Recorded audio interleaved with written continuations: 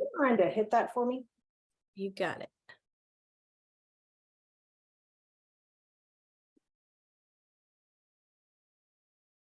Welcome, everybody. We are so happy that you've joined us for a little bit of your Friday. Hey, if you are here with us representing an employer, I have a request. If you could please rename yourself so that everybody can see the employer that you represent. Today's event is for employer sharing, but I at least want my partners to know if they're talking directly to a competitor or potentially a partner. So if everybody could please update their name, I'd really appreciate it. I want to thank you all so much again for joining. I'm Candy Tillman. I run 50 Strong for those of you that don't know. Most days I think it runs me. But 50 Strong is made possible by some partners that we work very closely with. So to Johnson & Johnson, Amazon, Wells Fargo, Tech Systems, Cushman & Wakefield, John Deere, Verizon, Lowe's, United Health Group, and Fiserv. We appreciate you all so much. Many of the companies that I just mentioned, you'll be hearing from on this call. Our goal today is to talk about strong pathways. Normally, we do big events that are focused on supporting service members and talent efforts, but today is really all about helping employers understand how they can navigate the DoD's SkillBridge program. So I just want to do a quick check. Hey, Matt, can you still see my screen? Still see it. Yep. Fantastic. Okay. Super important before we get started. We are talking about the DoD SkillBridge programming. SkillBridge program. Oh, sorry. Did I not hit record, y'all? Oh, no, we're recording. Brandon, thank you for asking. We are recording and we will have this available. Okay.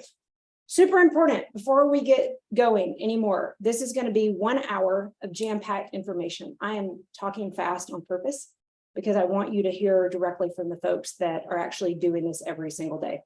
But before we go further, I need to remind everybody, the Department of Defense and service branches do not endorse any company, sponsor, product, or their services. Nobody, to my knowledge, from the DoD SkillBridge office is on this call, although we welcome them. This is a casual, industry-led share session, because what we have found is that when employers can hear from other employers that are doing this work well, that really helps their efforts. This is overall information sharing, not individual company consulting, not individual problem solving. The main session is being recorded.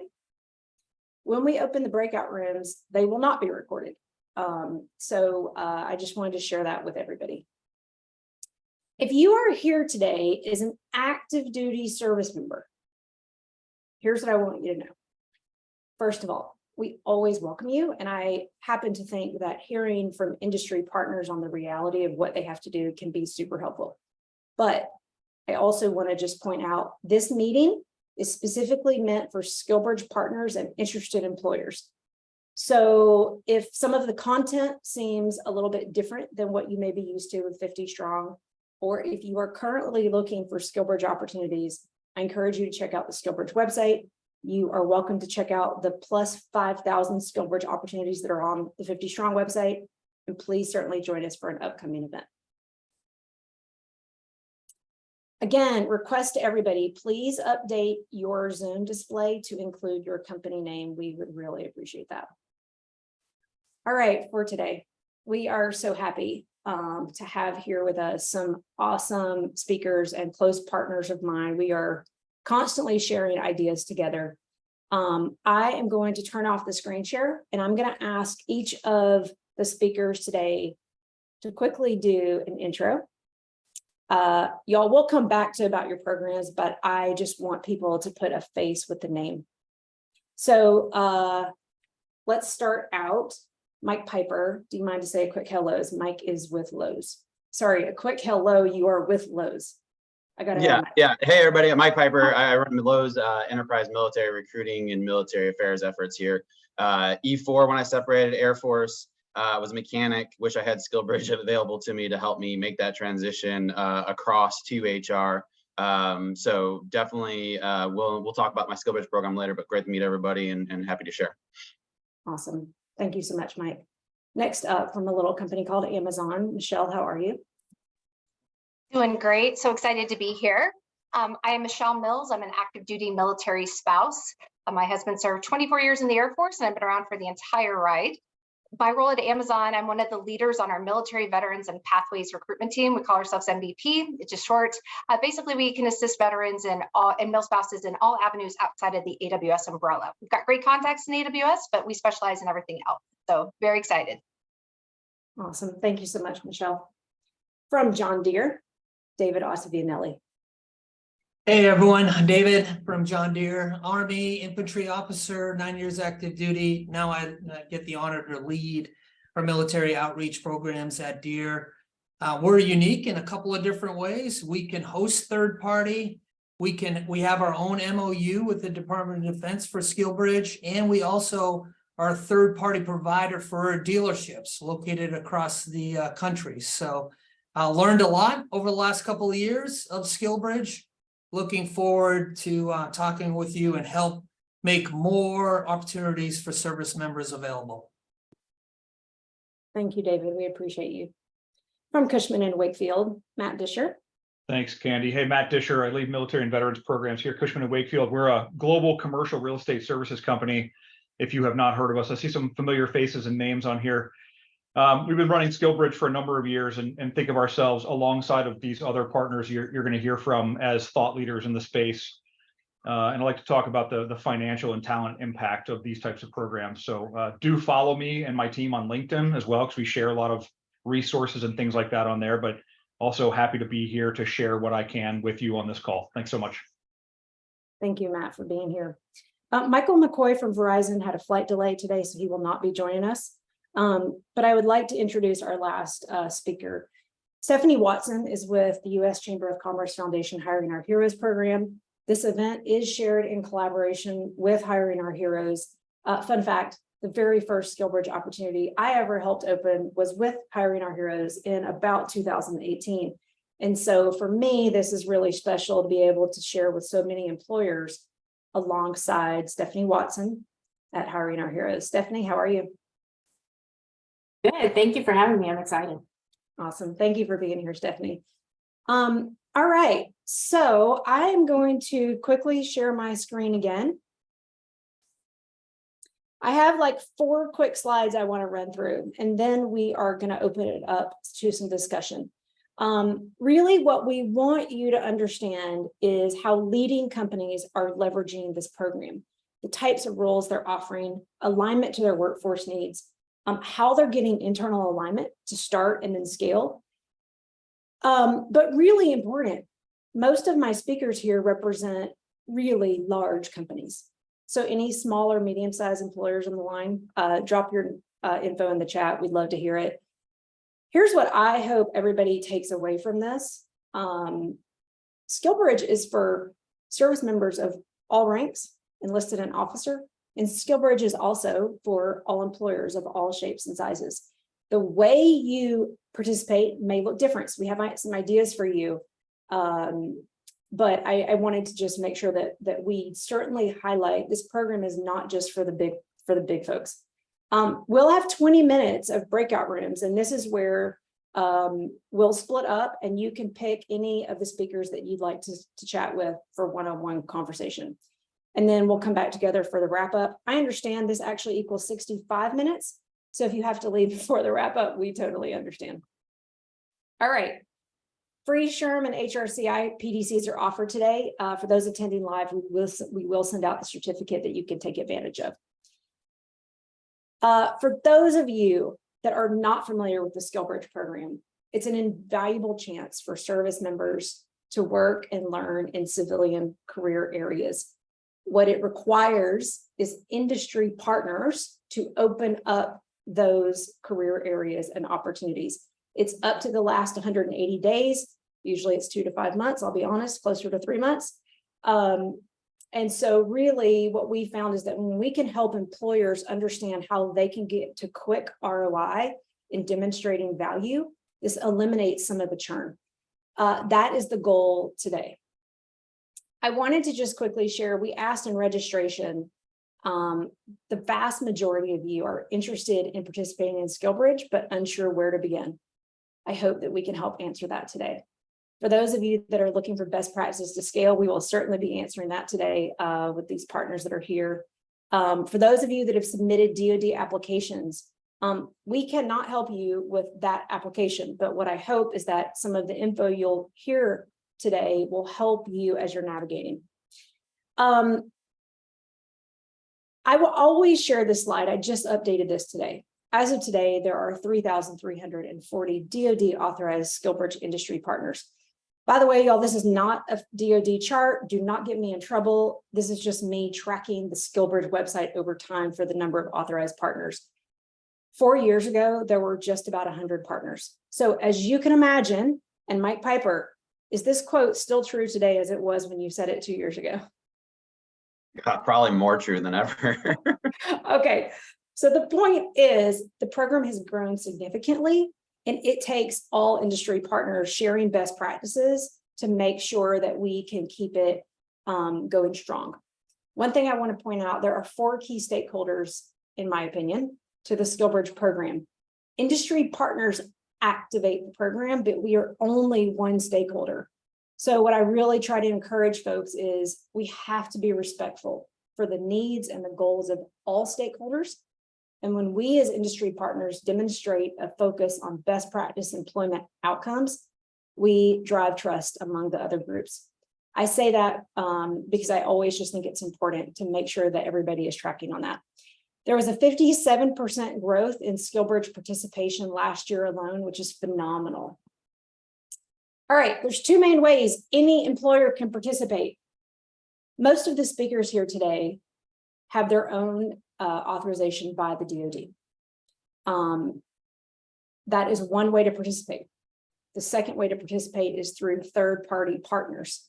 They kind of help with the heavy lifting. So I'm going to pause here, but I wanted to just share there's 2 different main ways for any employer to participate. So what I'm going to do is I'm going to stop my screen share, and we're going to have some open discussion on a few different topics.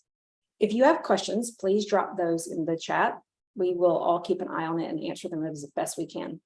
But what I wanted to do is give each of our partners a little bit of an opportunity to just highlight how they're participating, the roles that they offer, how they think about workforce outcomes. Mike, I'm going to start with you. Okay. The floor is yours. Perfect. All right, so I'll make it somewhat quick, but somewhat not quick. So our program is really unique. So we started, and I will be very honest for all those that are looking to start and you don't know where to start. We started with 1, right? So 1 person into a program, into HR, for me to be able to kind of look and make sure that I knew systems and access and what we needed, how to onboard them, where to who they needed to talk to, kind of really getting into the weeds of a pilot.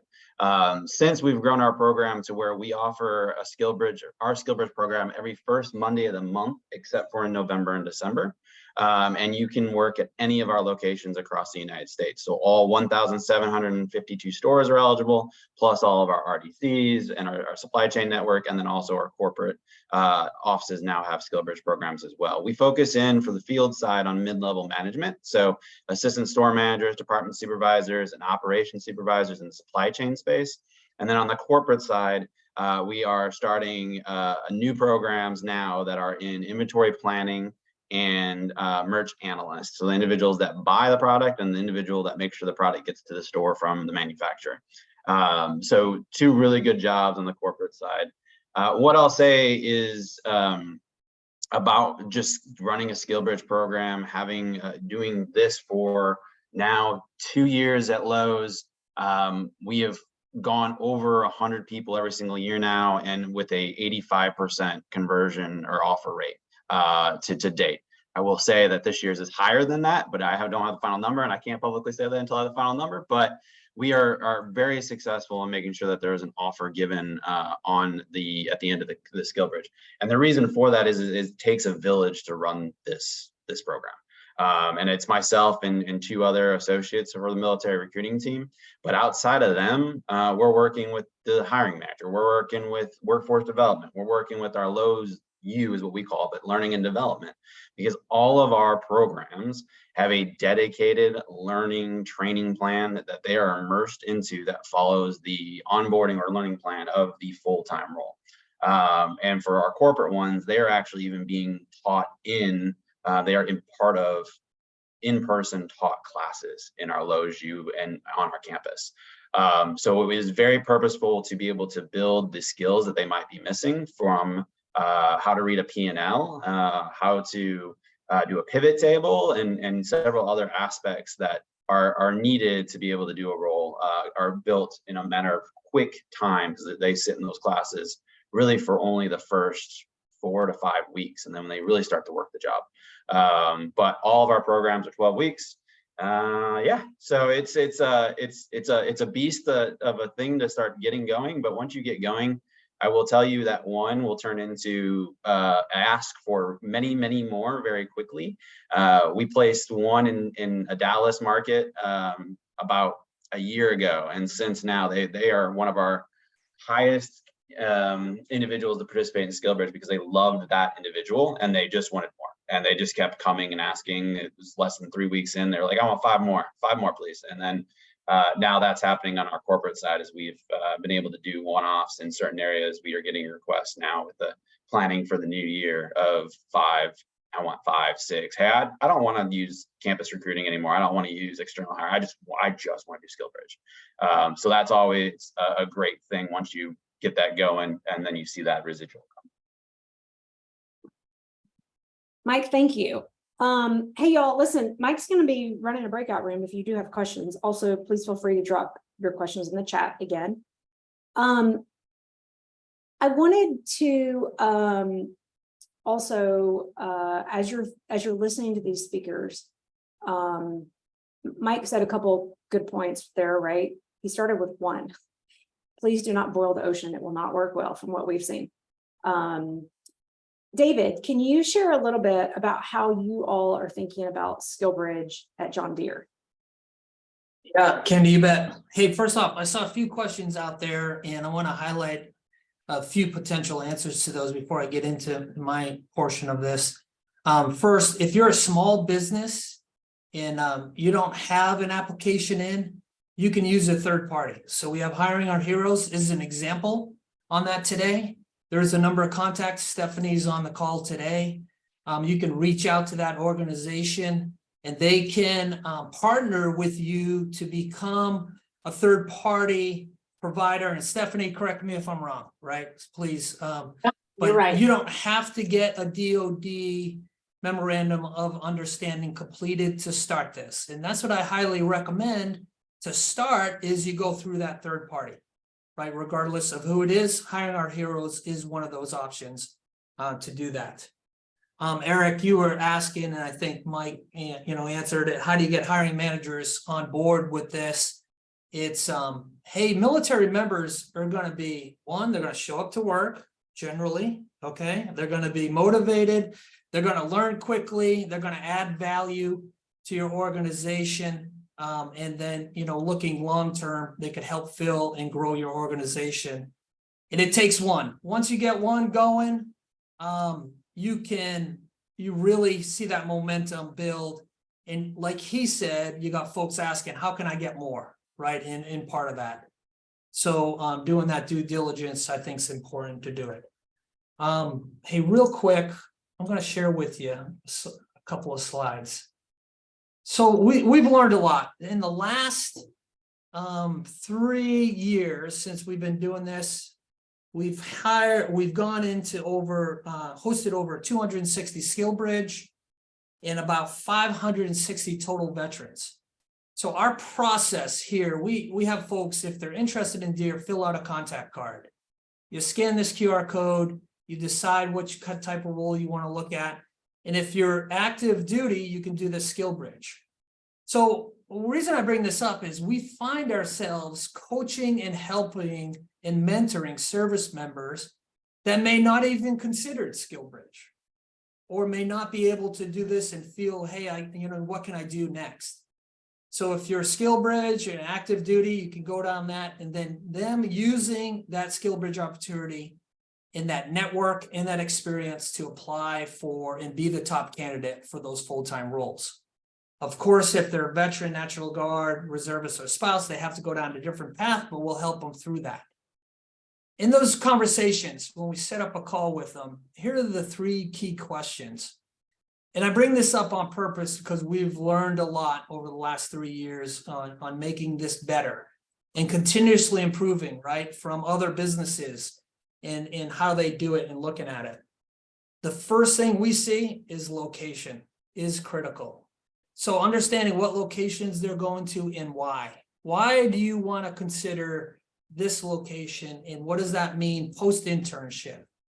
The timing's pretty straightforward, right? And we can help them with that paperwork. But then what type of work and what skills and what type of work do you want to do? And here's some key questions, right? We've added a secondary confirmation meeting about this location. Flat out, we have removed remote opportunities from this. We found that it is not a good way to network and build those skills. And most of our jobs, high percentage of them are not remote. They're hybrid, so that locations continually makes it important.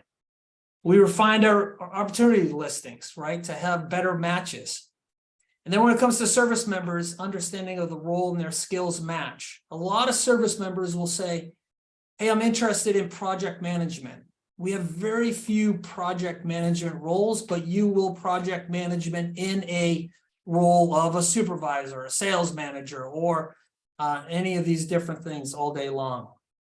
And then also matching the skills. We run into a lot of folks that say, hey, I went to a boot camp and I'm trained to do this, and that's not really going to help get you into those positions when you're competing against candidates that have gone 3, maybe 4 years in that field.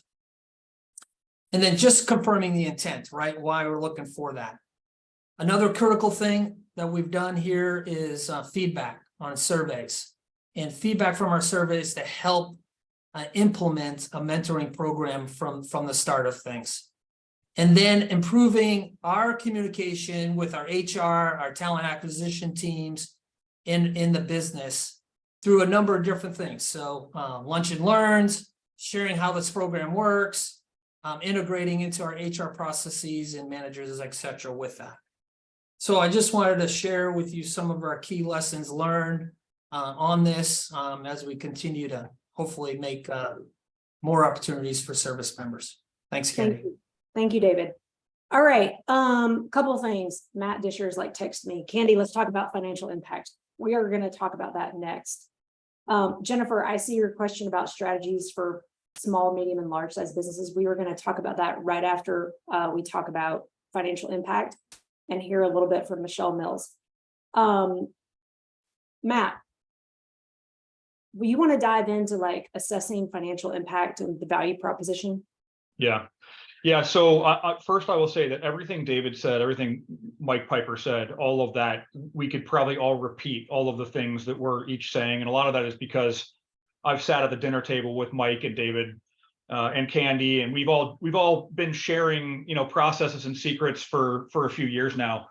And I'll start here. Cushman & Wakefield, a long time ago, and still today, does work with alongside Hiring Our Heroes. So we were doing the fellowships with Hiring Our Heroes, and then we said to ourselves, we want additional flexibility outside of those cohorts, right? So we jumped into SkillBridge, and along the way, I was leading our military and veterans program, which is everything from the internal mentorship and all of the processes of making sure that our veterans are coming to work and being satisfied and getting promoted and getting paid, et cetera, recruiting, marketing, talent marketing, job fairs, all the things that we're doing out here. At one point in time, I had to add people to my team. And this is where a lot of organizations ask me like, hey, Matt, how do I design these programs and then have a person to run them, right? Some of you are probably trying to run this off the side of your desk. And one of the things that we had to tell ourselves was that SkillBridge effectively and the fellowship programs, that type of stuff, it couldn't be run off the side of our desks. We weren't going to be doing it effectively. So we had to develop the financial impact, the bottom line impact. And we talk about this unapologetically because while for many years it was the right thing to do to hire military and veterans, right? It feels good. It looks good out in the public and inside of our companies. This is the best talent in the world, which is in and of itself an incentive. For SkillBridge alone, for example, it represents somewhere around $1 million in cost savings back to our company this year. And again, unapologetically, somebody dropped a comment in the notes here before that said something along the lines of, you can test drive the candidate and the candidate can test drive you for a number of months while the DoD effectively pays the person to come work and intern inside of your business. This is invaluable to your company. It's invaluable to the candidate because they get to decide if they want to stay put in your organization. And while they're learning for 3 or 4 or 5 months or whatever it is, they can decide if this is where they want to stay.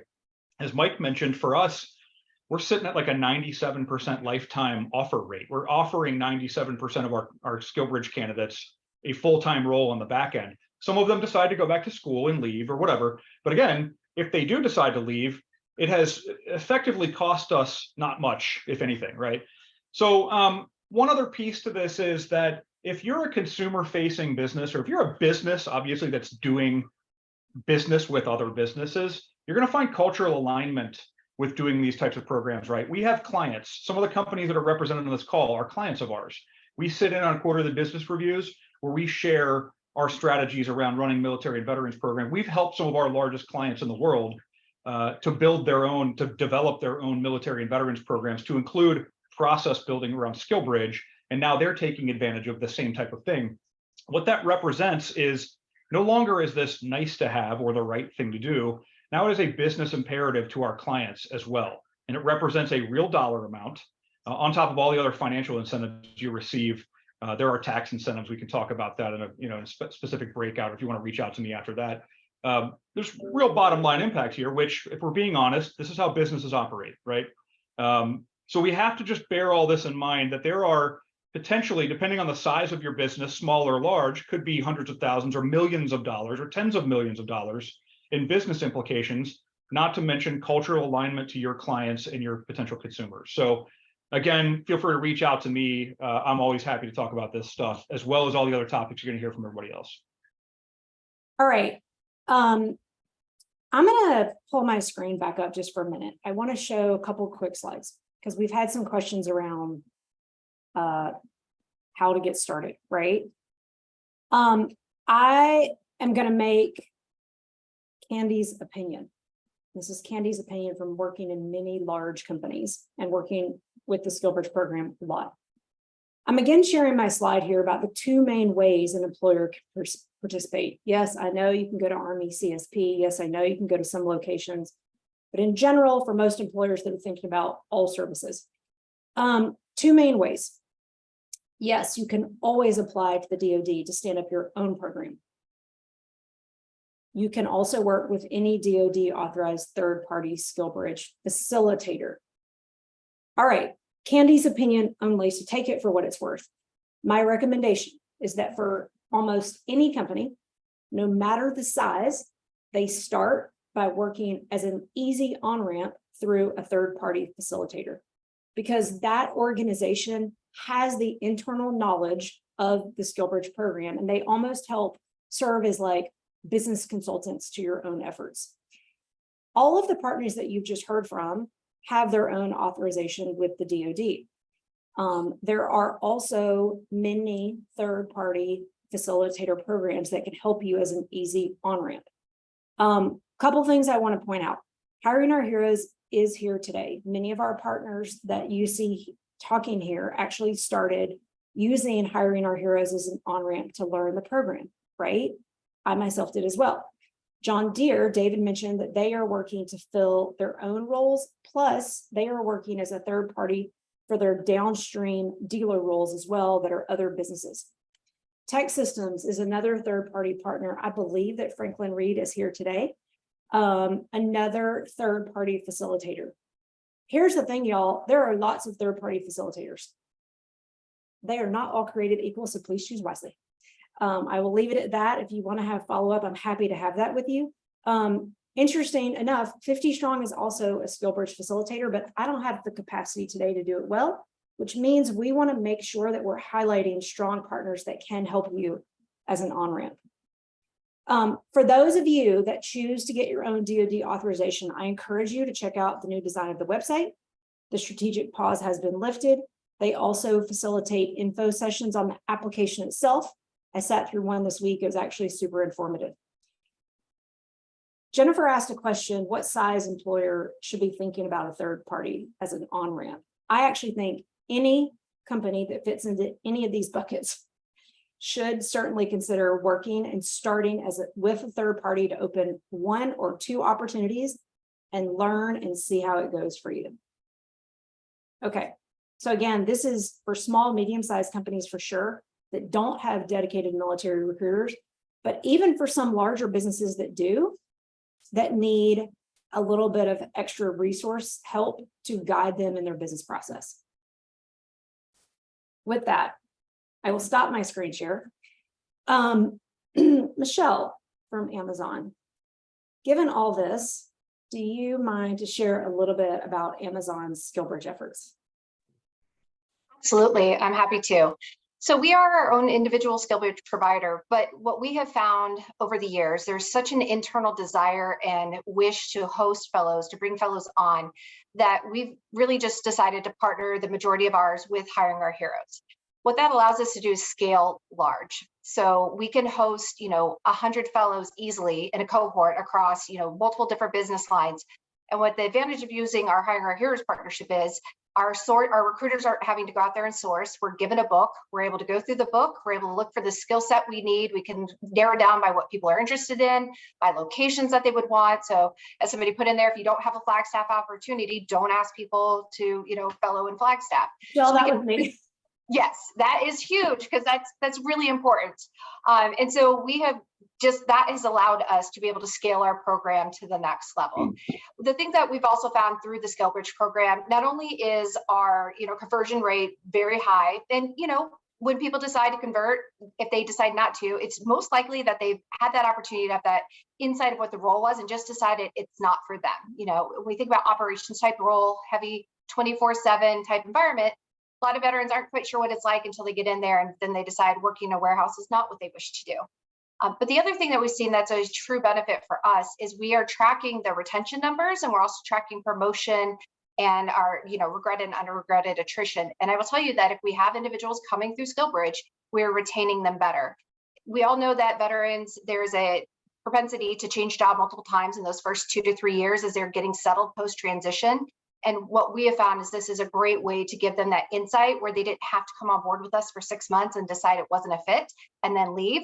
It gives them that chance and choice at the beginning. So for us, again, in the dollar saving, I'm not exactly sure what it looks like, but would have to run some numbers, but I know it's significant.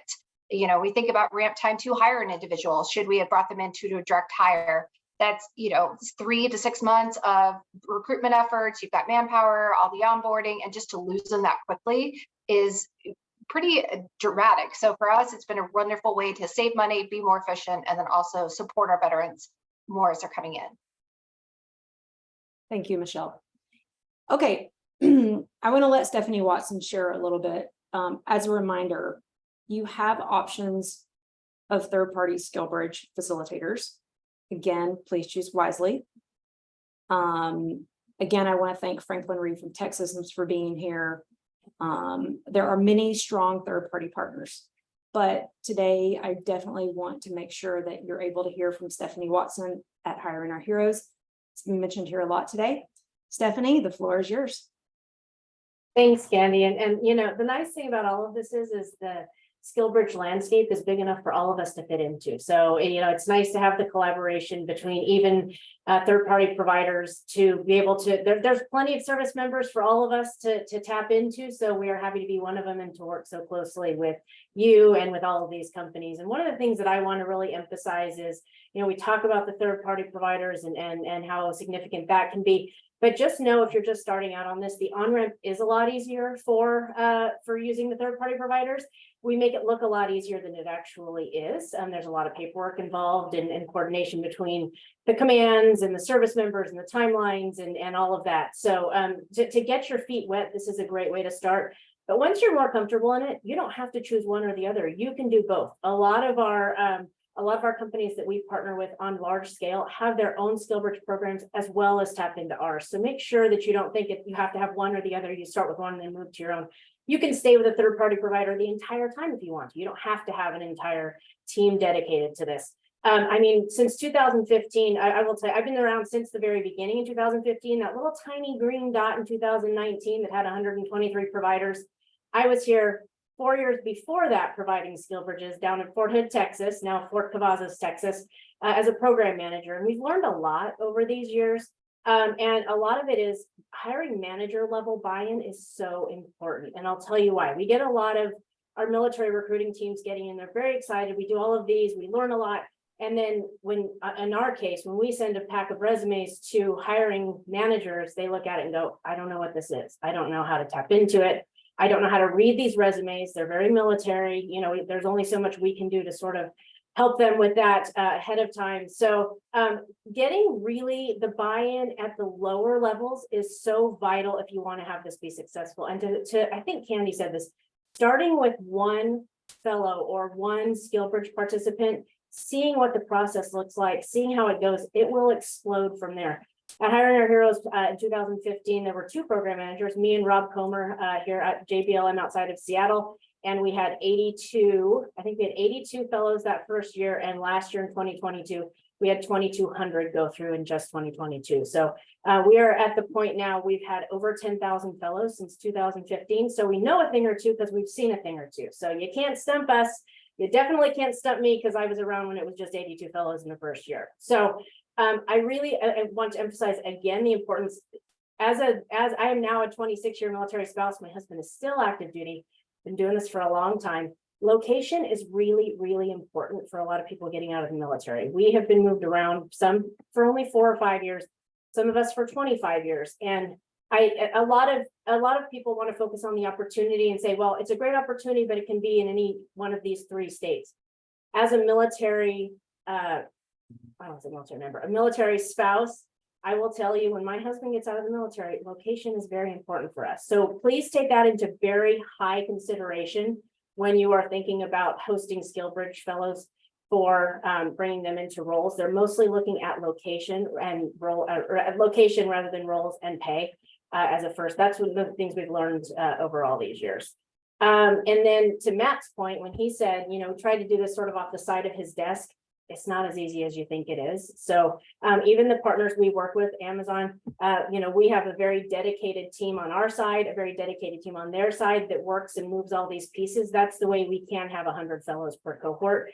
It couldn't be done as an additional duty for somebody that's working in the SkillBridge program. It really is a dedicated position if you want to be serious about SkillBridge programs. So I'm happy to answer any questions that you have about third-party providers or anything that has to do with SkillBridge. And I'm just excited to have you all here. And I see so many familiar faces and actually some of our former fellows that are now coming here to get information to host their own fellows. So that is incredibly exciting for us. So I appreciate this, Candy. Thanks so much.